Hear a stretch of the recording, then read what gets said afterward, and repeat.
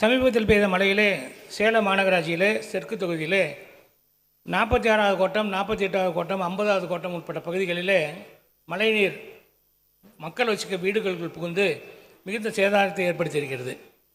இந்த பகுதியில் அந்த ஏற்கனவே இருக்கின்ற திருமணிமுத்தாறு அந்த கால்வாயின் மேலே ரீட்டைனிங் வால் தடுப்பு சுவர் அமைத்து கொடுக்க முடியுமா என்பதை தங்கள் மூலியமாக அமைச்சர் கேட்டு அமர்கிறேன்.